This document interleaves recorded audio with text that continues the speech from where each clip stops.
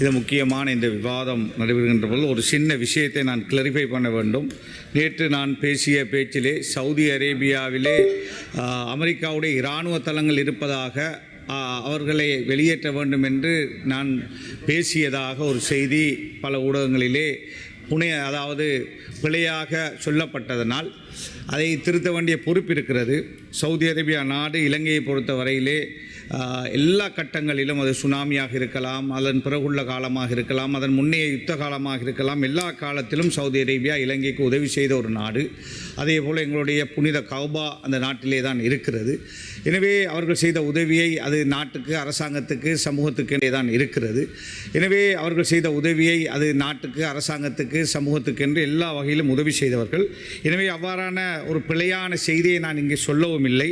Saudi அரேபியாவிலே அமெரிக்காவுடைய இராணுவ அதாவது படையோ அல்லது தளமோ இல்லை என்பதை இங்கு நான் சொல்லி ஆக என்றாலும் இன்னொரு கட்டத்தில் அது சம்பந்தமாக விரிவாக நான் பேசுகின்றேன். எனவே இன்று முக்கியமான இந்த பாஸ்கோ சம்பந்தப்பட்ட விவாதத்திலே கௌரவ பிமல் ரட்நாயக்க அமைச்சர் அவர்களுடைய பல விஷயங்களோடு நான் உடன்படுகின்ற ஒருவனாக நான் இருக்கிறேன். எதிர்க்கட்சி தலைவருடைய அன்றைய அந்த அங்கு கலந்து கொண்ட விடயத்தை எமது கட்சி என்ற அடிப்படையிலே இந்த நாட்டிலே ஒரு எதிர்க்கட்சி தலைவர், அதுவும் சஜபையுடைய தலைவர் அதிலே கலந்து கொண்டதை எமது கட்சி அதை விரும்பவில்லை. அவ்வாறான செயல்பாடுகள் அவருக்கும் இந்த எதிர்க்கட்சிக்கும் ஒரு பெரிய எதிர்காலத்திலே பாதிப்பை ஏற்படுத்தும் என்பதை உயர் சபையிலே நான் சொல்லி வைக்க விரும்புகின்றேன். அது மாத்திரமல்ல, இங்கு பேசிய பிமல் அமைச்சர் சொன்னார் சாணி அபேசேகர் அதே போல் ரவி செரவிரத்ன போன்றவர்களை இங்கு ஆளுங்கட்சி அதாவது எதிர்க்கட்சியில் இருக்கின்றவர்கள் பேசுகிறார்கள் என்று. மட்டனால் லொக்கூம விஸ்வாசி அத்தியனவா சாணிகென தேவகேம ரவி செரவிரத்ன දැන් ඉන්න ලේකම්තුමා ගැනත් අපිට නම් ලොකු විශ්වාසයක් තියෙනවා එතුමාලා තමුන්ගේ රාජකාරිය හරියට ඉටු කරයි කියලා. ඒ නිසා අපි විපක්ෂයේ හිටියා කියලා අපි ඕන දේවවලට සහයෝගය දෙන්නේ නැහැ කියලාත් මම වේලාවදී කියන්න කැමතියි.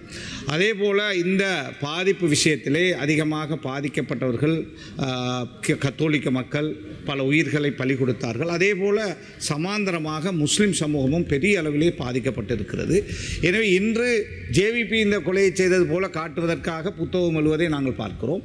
அதே போல் இவ்வளவு காலமும் ஹிஜாஸ் ஹிஸ்புல்லாவை, என்னை, அதே போல் என்னுடைய சகோதரரை அஜ்சாத் சாலியை, சாபி போன்றவர்களை எல்லாம் அகனாப் ஜாசிம் போன்றவர்களை சொன்னவர்கள் இப்பொழுது முஜிபுர் ரஹ்மானின் மீது அவர்களுடைய அதாவது துரோகத்தனத்தை காட்டுவதை நாங்கள் பார்க்கிறோம். இதெல்லாம் என்ன செல்லுகிறது என்று சொன்னால், சதியினால், சூழ்ச்சியினால், பொய்யால் இந்த பாஸ்கோ சம்பவத்தை மக்களிடத்திலே மீண்டும் கொண்டு போய் மீண்டும் ஆட்சியை பிடிக்கலாம் என்ற ஒரு சதிகாரர்களாகவே நாங்கள் அவர்களை பார்க்கிறோம். எனவே அவ்வாறான சதியின் ஊடாகத்தான் ஆட்சியை பிடித்ததால் அவர்களால் எவ்வளவு காலம் இந்த நாட்டிலே ஆட்சி செய்ய முடிந்தது? இந்த நாட்டிலே நிம்மதியாக தூங்க முடிந்ததா? இந்த நாட்டிலே எந்த ஒரு அரசு தலைவருக்கும் நடக்காத அவமானம், நாட்டை விட்டு ஓட வேண்டிய துர்ப்பாக்கிய நிலை கோட்டாபே ராஜபக்சவுக்கு மாத்திரம்தான் வந்தது என்பதை இந்த சபையிலே நான் சொல்லியாக வேண்டும். எனவே எதிர்க்கட்சியாக இருக்கிறோம் என்பதற்காக அரசாங்கம் செய்கின்ற எல்லாவற்றையும் விமர்சிக்கின்றவர்களாக அல்லாமல், இந்த விசாரணையின் அரசாங்கம் எடுக்கின்ற அத்தனை நடவடிக்கைகளுக்கும் எமது கட்சி மட்டுமல்ல எதிர்க்கட்சி அத்தனை பேரும் பூரண ஒத்துழைப்பை கொடுக்க வேண்டிய தார்மீக பொறுப்பு இருக்கிறது இந்த உண்மையான நாட்டு பிரஜைகளாக இருந்தால் என்பதை இந்த உயர் சபையிலே நான் சொல்லி வைக்க விரும்புகின்றேன். எனவே இந்த மாதிரியான 1000 வருஷங்களுக்கு மேலாக பழமை வாய்ந்த சமூகம் முஸ்லிம் சமூகம் இந்த நாட்டில் எந்த ஒரு கட்டத்திலும், அது மன்னர் ஆட்சியாக இருக்கலாம், அதன் பின்னர் நடந்த சுதந்திரத்துக்கு பிறகுள்ள ஆட்சியாக இருக்கலாம், எந்த ஒரு கட்டத்திலும் இந்த நாட்டிலே முஸ்லிம் சமூகம் குமந்தர்ண பண்ணியதோ, நாட்டை பிரிப்பதற்கோ அல்லது நாட்டிலே ஒரு பெரிய சதிகளை செய்வதற்கோ எந்த ஒரு சதியையும் செய்த ஒரு சமூகம் அல்ல. ஆனால் சஹ்ரான் போன்ற சதிகாரர்கள், கயவர்கள், இந்த நாசகாரர்களை யாரோ ஒரு சக்தி பின்னால் இருந்து இயக்கி இருக்கிறார்கள். எனவே அவ்வாறான சக்தியை கண்டுபிடிக்க வேண்டிய தேவைப்பாடு இருக்கிறது. இல்லை என்றால் இன்னும் ஒரு காலத்திலே, இன்னும் ஒரு தசாப்தத்துக்கு பிறகு அல்லது பின்னர் இவ்வாறான சதிகளை செய்து தங்களுடைய ஆட்சி பீடத்தை அமர்வதற்கான சதிகளை செய்ய முடியும். எனவேதான் நாங்கள் எதிர்பார்க்கிறோம், அனுரகுமார திசாநாயக்க தலைமையிலான அரசாங்கம் இந்த விஷயத்திலே கடுமையாக இருந்து உண்மையான சூத்திரதாரிகளை கண்டுபிடிக்க வேண்டும்.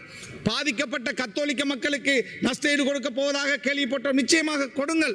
அதே போல ஆயிரக்கணக்கானவர்கள் சிறைகளிலே அநியாயமாக அடைக்கப்பட்டார்கள், மானபங்கப்படுத்தப்பட்டார்கள், அவர்களுடைய வியாபாரங்கள் அளிக்கப்பட்டது, பெரிய கஷ்டங்களுக்கு முன்பு அவர்களையும் நீங்கள் ஒரு நாள் பார்க்க வேண்டும். அதே போல அவர்களுக்கும் அதற்கான ஈடு செய்ய வேண்டும் என்று வேண்டுவதோடு இந்த விசாரணை தூய்மையாக செல்லப்பட வேண்டும். இன்னும் ஹிஜாஸ் ஹிஸ்புல்லாவுடைய வழக்கு இன்னும் அதான் ஏஜி டிபார்ட்மெண்ட் எதுவும் செய்யலை. தாம ஏஜி டிபார்ட்மெண்ட் හිස්පුල්ලාගේ නඩුව ගැන තාම සොයාගෙන යනවා. තාම තීන්දුවක් නැහැ. ඒයි දන්නේ. තාම එහෙම කරගෙන යන්නේ. ඒ වගේ මගේ සහෝදරයා අවුරුදු දෙකමාරක් හිරේ දෙම්මා. එයි ඉබ්‍රාහිම් හජාර්ගේ පුතාට මිනිත්තු එකමාරක් දුරකථනෙන් කතා කරලා තිබ්බා කියලා. ඒක තමයි කාරණය. එයා ලොකුම ව්‍යාපාරෙක්. මගේ සහෝදරයාත් ව්‍යාපාරෙක්. මොනවාරි ව්‍යාපාර කාරණයකට ඒ කාලේ කතා කරා නම් මිනිත්තු එකමාරක් කතා කරපු එකට අවුරුදු දෙකමාරක් හිරේ දෙම්මා. මාස 6ක් හිරේ දාලා නිදස් කොට නිදස් කරාට පසුව ආපහු මහින්දානන්ද අලුත්ගමගේ නායකත්වයෙන් අස්සම් කරලා දෙනවා. මන්දිවර උදය ගම්මන්පිලලා විරන්සලා 100ක් එකතු කරලා අස්සම් කරලා දෙනවා. ගෝඨාභය මහත්තයාට ගිහිල්ලා දෙනවා. ආයි මෙයාව අතර කොට ගන්න කියලා. ඒ වගේ තමයි පාලනයේ කාලේ තිබුණේ. ඒගොල්ලෝ ඊට පස්සේ ආයි මගේ සහෝදරයාව ගිහිල්ලා අතර කොට අරගෙන අවුරුදු 2ක් තියාගෙන ආපහු නිදස් කර.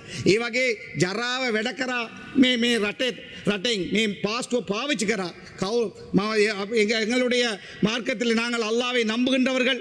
நான் நிறைய பேச விரும்பவில்லை. ஒன்றே ஒன்று சதிகாரர்கள் அடைய முடியாது. சதிகாரர்கள் விட பெரிய சதிகாரன் அல்லாஹ் என்பதை இந்த சபையிலே மீண்டும் கூறி விடைபெறுகிறேன். நன்றி.